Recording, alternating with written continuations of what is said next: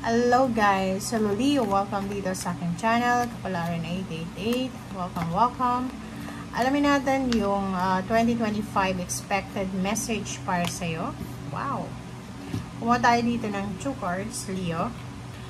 Number 19 is number 10 and 51-6. Okay, first 2 cards tayo. This year, 2025, expect mo na hindi na masyadong nakakapagod ang taong ito para sa'yo. Ang taong ito ay posibleng magdala sa'yo ng rest and rejuvenation, purification. So, nakikita ko na may pagkakataon ka sa taon na ito na makapagpahinga, makapag-reflect, makapag-spend time sa family. Kung siguro for almost 19 years, 10 years, 6 years kang nagtatrabaho ng araw-gabi, this year nakikita natin na medyo kalmado, medyo balanse. Okay? So, medyo tahimik yung taong ito para sa iyo. And number 6, balance. Nakikita ko na makukuha mo yung healing. Okay?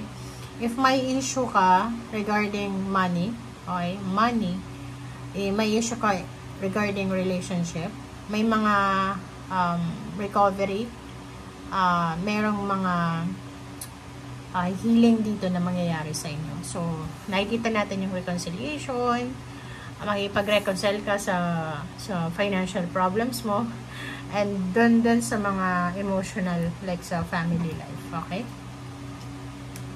Okay. Tingnan natin. Leo.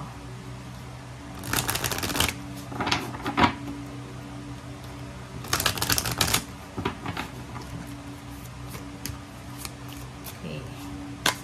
Second deck natin is dance. Dance. Okay. So, nakikita ko sa'yo dito na number 19 is 10, yung rest and rejuvenation. So, parang sinasabi na may pagkakataon ka para makapag-relax this year. At related siya doon kasi siguro for several years na nagtatrabaho ka or pwedeng wala ka sa pamilya mo, yun lang yung focus mo. But this year, nakikita ko na magkakapagpahinga ka na. So, may panahon ka na para makipag-party, mag-zumba with someone na malapit sa'yo, sa community, sa barangay nyo. So, nakikita ko sa'yo dito na mamamanifest mo yung pangarap mo. Okay? So, dance with the rhythm of life. So, go with the flow ka lang this year. Okay?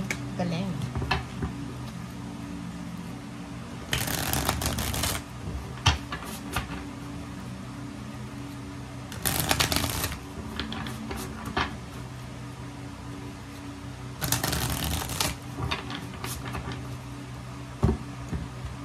Okay, Leo.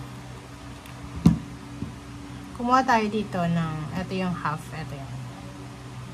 Okay, Leo, ito star. Wow! Congratulations, Leo.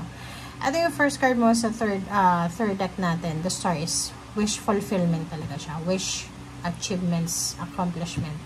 So, meron ka yung pinagpipray, minamanifest for several years. It's either career, bahay, lupa, sasakyan, makapagtapos ng pag-aaral yung anak mo, makahanap ng magandang trabaho, parang gano'n, may anak ka, makuha mo yung justice sa family, so good karma. So wish fulfillment to So sinasabi na pangarap mo, pangarap ng pamilya mo ang posibleng makuha nyo. Okay. Hierophant, ang galing.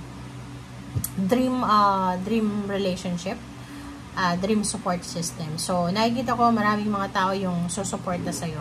Okay, this year, maraming tao yung parang titingalain ka, Leo. Kasi hahangaan ka nila sa job well done mo dito. Okay, so for once, wow. So, nakikita ko yung success, strong foundation, achievements, accomplishment, triple, 10-folds of accomplishment. So, yung family mo ngayon is sobrang level up ng family life, Leo. Pwedeng mga iba na lilipat sa bago nilang bahay. May Leo na lilipat sa business, na parang pagbabago ng business ito. Meron din Leo ditong magbabago sila ng environment. So, nakikita ko yung travel around the world. May magpaparenovate ng bahay, merong bibili talaga ng bahay or bibili talaga ng lupa. Or pwedeng may Leo ditong lilipat sa mas maganda, mas malaking bahay. And new members ng family. Wow, 6 of coins. Naku, ng ganda. So, Leo, dito sa 6 of coins, sinasabi sa'yo na, okay, baba natin. Dito naman tayo sa isang card. Okay, yung 6 of coins dito, sinasabi sa'yo na yung pera sa buhay mo this year is balance. Hindi ka makukulangan ng pera. Walang pagkukulang dito. So, ibig sabihin, walang lacking. So, kung kailangan mo, may mga hierophant dyan, may mga taong susuporta sa'yo, may mautangan ka, mga possible yung mga support system this year. Balance. Pwedeng ma-manage mo yung financial mo ng maayos, maraming additional incomes, may mga side hustle, may mga unexpected na flow ng money, parang ganun. So, comment down below if you're the World card, meron ditong accomplishment, puro accomplishment to, 'di ba? So, kung may proyekto kang tinatapos, matatapos mo siya ng 2025. May travel din, international travel, or trabaho siya. So, kung if you're applying for international work, or pwedeng travel lang, tourist, or visa, nakikita ko yung possibilities dito. Sa job naman, nakikita ko na magiging sobrang busy ka sa trabaho mo. May panahon ka para pahinga, pero kita ko sa'yo dito na busy ka. So, kung 3 years ka nang naghihintay na walang trabaho, like for example, 24, 23, 22, na unemployed ka, this year in 2025, makukuha mo yung hinihintay mo. Okay?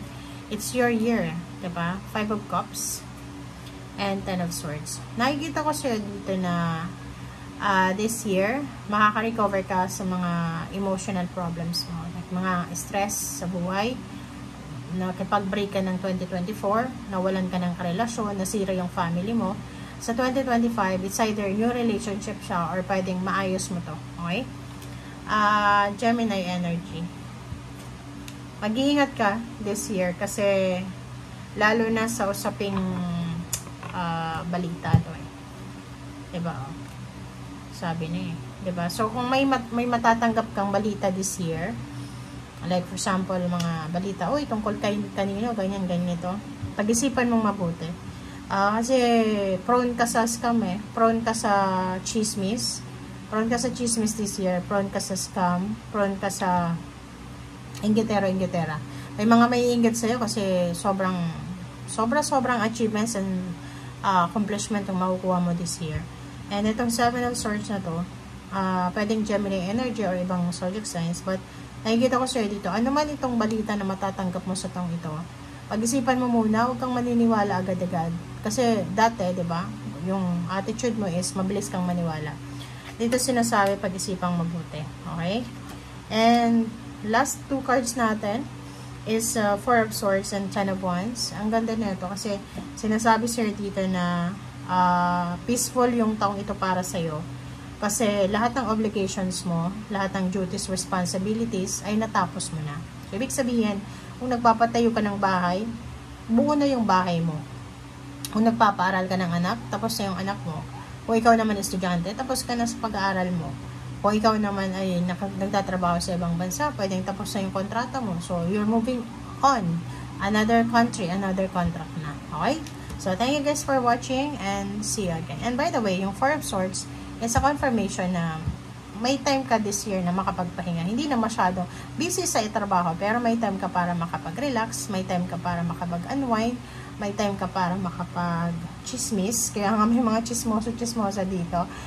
Ang problema lang dito, sa dami-dami mong blessings, marami kang blessings talaga. Okay, yun yung totoo. Tingnan mo, ang dami. Pera, emotional, pera, sobrang blessed ka.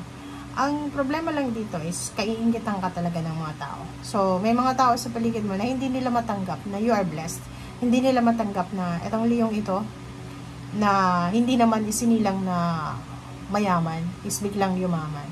Hindi nila matanggap ng Leong ito, nakuha niya yung manifestation in just 1 year. Parang gano'n. So, mag-iingat ka. Yun lang yung kailangan mo pag-ingatan this year. Kasi yung mga tao sa paligid mo. Kasi, napakahirap. Nakikita ko sa'yo dito, mabilis kang magtiwala eh. Diba? Mabilis ka din maniwala na, like may nagkakwento sa'yo. Alam mo, sabi ni ganyan, ganito, naniwala ka naman. So, this year, yun lang yung kailangan mong bantayan is yung mga